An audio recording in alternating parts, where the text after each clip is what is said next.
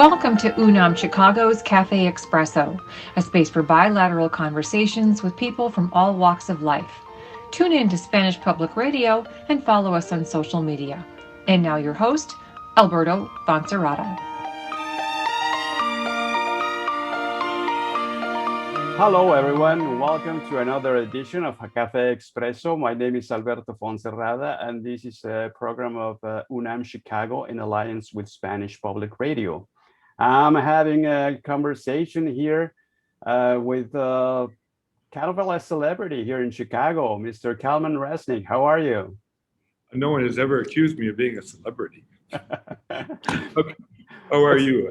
Good, thank you. But somebody has accused you of being a superhero. I know that some people call you Kalman, and for those of you who don't know, Kalman is a superhero from the 60s in Mexico. Isn't that correct?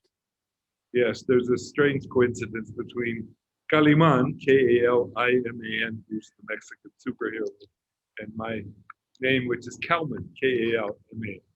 And one of my clients in the 1970s in Chicago, when I worked at the Legal Services Center for Immigrants, figured that out and started calling me Kalman, and it spread throughout Pilsen, Little Village, and so I'm often known as Kalman.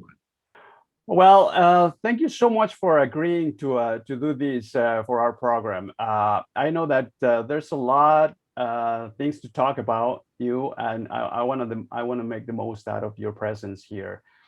First of all, well, I wanted to ask you a little bit about your personal history. For those of you who don't know, Kalman Resnick, he is a name that you should know. I mean, he has devoted his life to defending the vulnerable, the underserved immigrant population, but not just that. Like, I know that your history involves everything. You have done work with Muslims, with minorities, and I know that you did NAACP work. And I was reading that speech you gave actually when you should know that Kalman was the recipient of the prestigious Alfonso Garcia Robles Award that UNAM gives to people. That was 2017.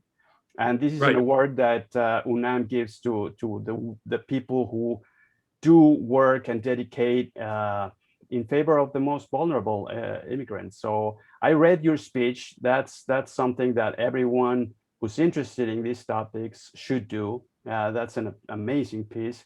And you talked there about your background, your history, coming from a Jewish heritage. You talked and you shared a lot about, what the family endured. So why don't you walk us a little bit through your history and what brought you to Pilsen and Levigita at one point? So just give us a little bit of a briefing.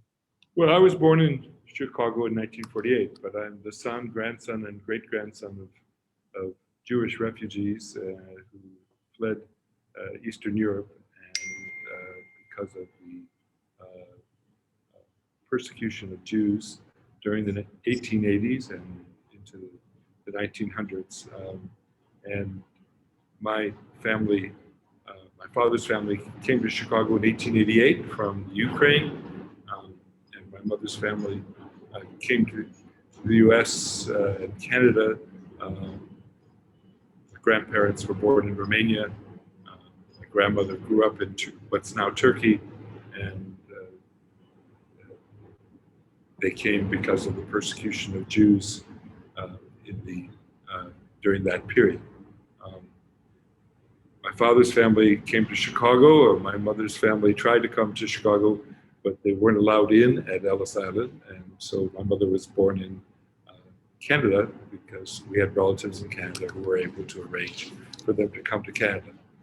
My mom came illegally to the United States with her family when she was 5 years old, and when she was 8 years old, the whole family got deported back to Canada. So my mother grew up in Canada. Eventually, she married my father and immigrated to the United States. But that background, the background of my family fleeing persecution, and the background of my grandmother's sister and her family that went through the Holocaust, we lost 3 members of the family who were French Jews born in Paris, and 3 members of our family were killed at concentration Auschwitz. So these issues that affected my family became part of my heritage, and as a Jew, we're taught that we must defend all who are vulnerable. And so I was raised with to stand up for anyone who's oppressed. And in high school in Evanston, Illinois, I went to Evanston Township High School. My African-American classmates were subject to the racism of the early 1960s in Evanston. And I became one of 2 whites in the NAACP Youth Council and fighting to end segregation in Evanston and the discrimination of African-American students and African-Americans generally in Evanston. Went away to college. I came involved in the anti-war movement. For those of you who may not know what the anti-war movement was, it was the movement in the United States to stop our involvement in Vietnam and Indochina, fighting a war against the Vietnamese and Indo-Chinese peoples. And so I became an activist in college, not just in civil rights and for my African-American classmates, but also to stop this awful war that we were involved in. Went away, then I graduated from college, went to law school at the University of Michigan, and became involved in the effort to defend migrant farm workers, most of whom were Mexican and Mexican-American, either from southern Texas, South Texas, along the border, or on the other side of the border from Mexico. And so I worked with migrant farm workers all 3 years I was in law school, and then I was lucky to get a job at the Legal Services program in Chicago and came to Pilsen in 1973. That is incredible. That's just an amazing story. And well, I guess Chicago was the place to be if you were an activist, progressive, and during the 60s, 68. Were you involved in the 68 movement? And I was in the demonstrations at the Democratic Convention in 68. Here in Grant Park? Yep, I got tear gassed multiple times. Oh my God. That's incredible. Kalman, I wanted to ask you, with regards to Mexican migration, I mean, we're talking about more than 60 million Latinos in the US, 40 plus million of Mexican or Mexican descent. The whole picture of the country has changed back in your younger days. What's your take on how does America look today, and what are we doing about Mexican immigration? Do we understand it fully? Are there many segments who just want to put a blind eye on it, or what's your take on this? I think we don't spend enough time understanding the changes that have occurred in America and how beneficial Mexican migration, Latino migration to the US has been for our country. I think the whole issue of migration has been politicized by the Republican Party, and we now have a sense of negativity towards immigrants without recognizing all the positive contributions of immigrants to our country. Take Chicago. What would our city be without these strong immigrant neighborhoods, which are the center for neighborhood revitalization and for commercial development? Take 26th Street, for example, or it's one of the biggest shopping areas in the city, next to downtown. I think it's number 2. Number 2 on revenue, exactly. And yet, people don't understand how neighborhoods in Chicago are stronger because of immigrants who revitalize the commercial shopping areas of our city. I think really what's interesting to me, most interesting, is that neither in Mexico or in the United States is there much comprehension of what Mexico has lost through migration and what Mexico depends on because of migration, or the contributions of migration to the United States. Both societies have politicized the issue of migration, but have avoided really understanding the impact of migration on both societies. And now we're going into a new period because beginning in 2008, there's been a great reduction in the number of migrants coming from Mexico. When the economy collapsed in 2008, it marked the end of this long cycle of increased migration from Mexico.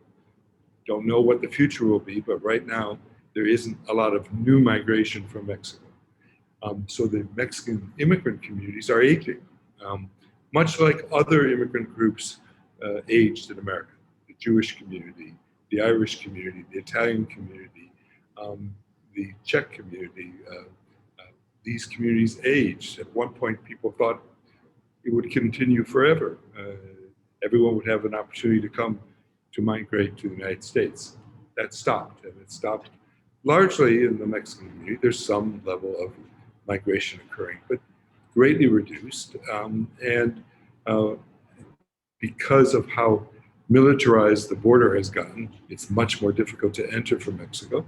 And yet there are pressures within Mexican society for, because of economic issues, because of violence in Mexico, because of the cartels. And I don't know exactly what the future will be, but we need to look at all these issues, better understand them.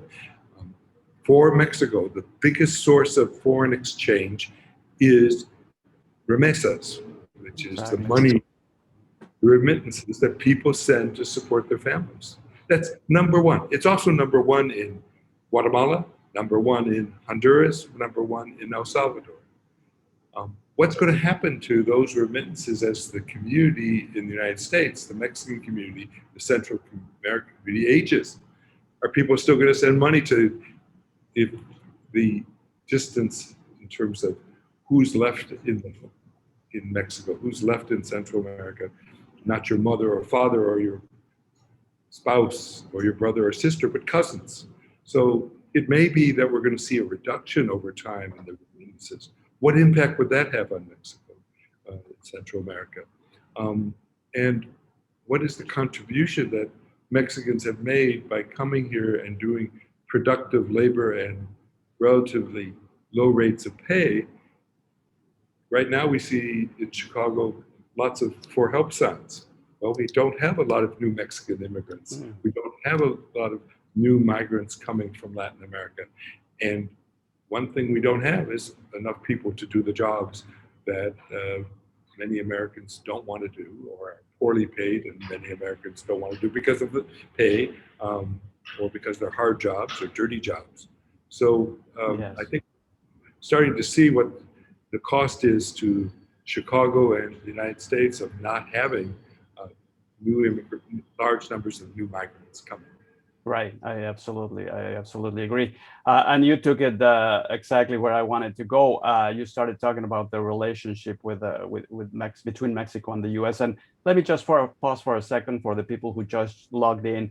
I'm speaking with Kalman Resnick, an outstanding lawyer, and he's a defender of the immigrants, of the most vulnerable.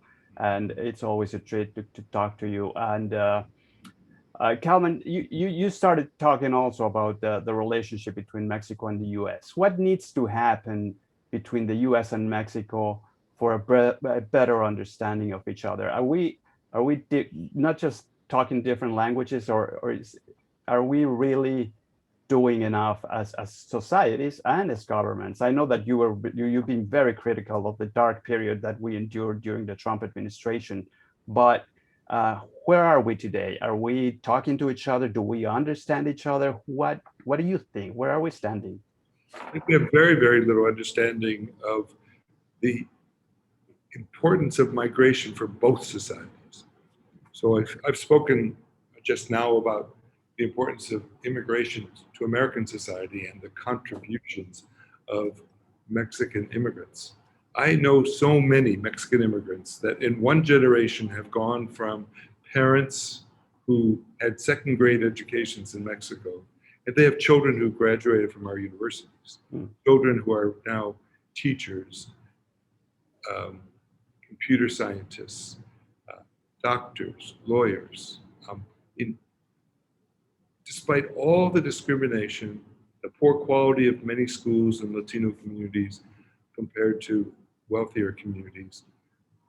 Mexican immigrants have done incredibly well, and within one generation have transitioned from families that came from rural Mexico and to with little educational opportunity, to taking advantage of what opportunities are here and have children who are and grandchildren who are succeeding at the highest levels of our society. That's a major plus for the United States. But what does it say about Mexican society? And I think having traveled frequently to Mexico, having talked to leading intellectuals in Mexico, lawyers, I can tell you that I think there's a lack of understanding in Mexico of what happened, why Mexico has lost this resource of human beings who could have contributed to their society and made Mexico what it is not today, a place where there's lots of economic opportunity and lots of opportunity for everyone in the society, and a society that has really matured to a place where opportunity exists for all social classes. And I think it's fascinating to me, but I think Mexico has very little understanding that had it provided the people who came to migrate to the United States with educational opportunity and economic opportunity and development funds for their communities, people would not have needed to leave Mexico. They left because they were rejected by Mexico. They were rejected by the wealthy elites of Mexico. And I think Mexico needs to really understand that. I don't think it does. I don't think the current president of Mexico really comprehends what the complexity of the migration issues and what is occurring as the community in the United States ages and has less ties to Mexico. I think UNAM, for example, I think does very little about studying migration and helping the Mexican people understand what has happened with. Absolutely, and I would tell our audience to go back to some of the programs we've made. I would tell them to go back to the interview that I had with Rob Peral, who's a demographer. I'm sure you know him. Well, I know Rob. He's terrific. He's terrific, and I did an amazing interview with him just to keep people understanding what's going on. I mean, all these and the patterns that immigrants go. You know, like everybody thinks that people are in Chicago, but they're moving around. The Mexican entrepreneurs, they're going to the suburbs and all these dynamics. And another Café Expresso that I had with Aletia de la Reguera, who talked about the immigrants coming from Central America, back in 2018, when she did amazing work for research. But you're right, there has to be a lot more, and we have to be much more vocal about it. Okay, Kalman, just to kind of like start wrapping it up, in terms of the future of the relationship, how do you foresee the relationship between the Mexico and the US in the near future? And I also wanted to ask you something about a little bit more of like politics, like internal politics in the US. Are progressives and far-right extremists, is there a middle ground, or are we just talking at the same time, everybody talking at the same time? Is there room for middle ground? What do you think it's going to happen in the next few years? I'm not sure what you mean by middle ground. You know, the fact that we have ultra-rightist white supremacists does not mean there should be a middle ground between them and progressives. Right. The reality is that we have a very dangerous situation in the United States. From my perspective, and coming from a family that experienced the worst of the Holocaust in Europe, Trump and his supporters are fascists, and we need to fight to protect our democracy. Absolutely. An essential part of protecting democracy is protecting the rights to vote of minorities within our society, African Americans, Latinos, Asians. And those groups are under attack right now, Native Americans, by the ultra-right, which has now taken over the Republican Party. There is no Republican Party like a party of conservative values and economic values.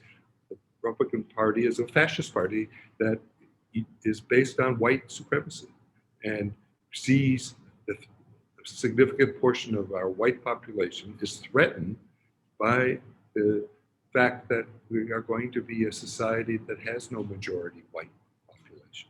We are getting there right now. And part of that has been migration from Latin America, from Asia, from Africa. But and we are in a fight for our future as a country. I was blessed to hire a very young Chuy Garcia. He was in 20 or 21 when I hired him to work at the Legal Services Center for Immigrants. I was lucky to get funding from the Joyce and Community Trust Foundations in 1976 to start a Legal Services Center focused upon immigrant rights. Hired Chuy and worked with Chuy and Rudy Lozano and a number of other people in the young progressives in the Latino community to get Latinos involved in the political struggles and do it independently of the famous Chicago Democratic machine, do it as progressives whose values are rooted in working for the improvement of the community and building coalitions with other Chicagoans and other Illinoisans. And so Chuy has been one of my great successes from my point of view because he is representing the community in Congress, doing an amazing job. I speak to him frequently. I try to be as supportive as I can to him and to all the young progressive Latinos who have gotten involved in politics and now in the city council, in the state senate, in the state house, and the Cook County board. So Chuy is amazing because he doesn't center power in himself. He is centering power in the community and building young people who are getting involved in politics to make Chicago a better city, not just for Latinos, but for all of us.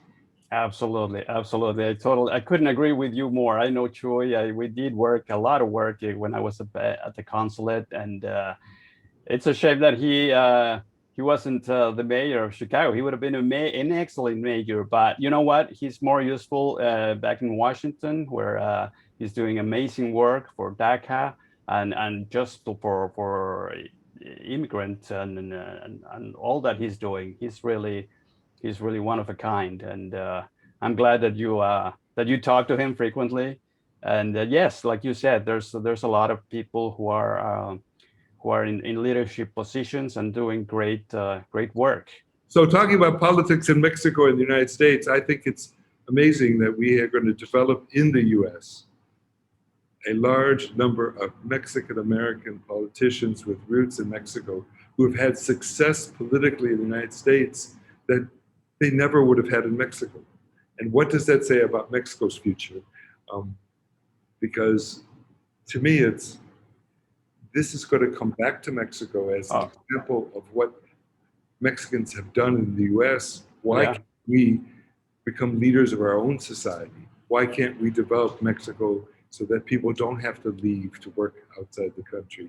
Absolutely. And those are all issues that I think are percolating, but it's very hard to talk between two societies.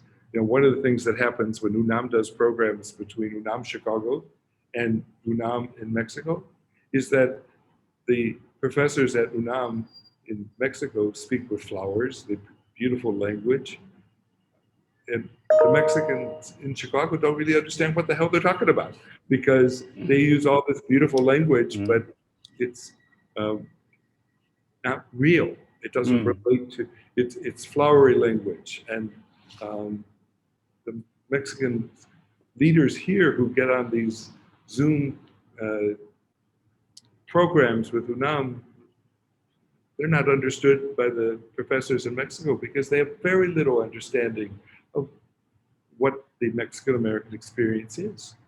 So you're right. I strongly encourage UNAM to find ways to value the Mexican-American experience, the Mexican immigrant experience, but also to consider what it says about Mexican society. what it says is missing from Mexico. And Mexico is going through terrible trauma right now. The violence of the cartels is greater than ever. And yet people don't have the easy way out of coming to the United States. Certainly it's not an easy way out, but they can't leave in the same numbers because the border is so frozen. It's so hard to cross, and once you get here, it's much harder to find employment if you're undocumented than it was 20 years ago. So all these are really important issues that we need to look at. And I would hope that UNAM will look at them. I think there's not enough consideration of the importance of understanding what has occurred with this large population of Mexicans having settled in the United States. And ties here are going to be so strong, their future here, their families are here, and yet Mexico has no understanding of how this is going to impact Mexican society. And my prediction is we're going to see a reduction in the remittances that are sent back. As the community ages, it's natural that people are going to be more focused on their lives here than sending money back home. And what does that say? What does it do to Mexico? Where is the reliance on these remittances is so great, and yet Mexico needs to consider how it can develop its society for all Mexicans, not just the elites that control the country. Absolutely, absolutely. And I agree with you. There's a lot of work to be done, and I am sure that UNAM is going to start doing a lot more. Thanks for that. I am sure we will be talking to you more. This is just one first of a programs, but I'm sure we can do a kind of like I know that our director talked about doing a series or something, but let's just not stop at the academic or you know, like the intellectual level, but we got to start communicating a lot more. Like you say, we got to start engaging more, both our communities here and in Mexico. And yeah, that's absolutely true. And thank you, Kalman, for a very provocative, very informative interview. I'm so glad that you agreed to do this. And I will be knocking on your door again so we can do more things. Good. I'd be happy to do it. Thank you so much, Kalman Resnick, and everybody who had the chance to listen to us. My name is Alberto Foncerrada. I am your host at CAFÉ EXPRESSO. This is a program from UNAM Chicago in alliance with Spanish Public Radio. Until next time.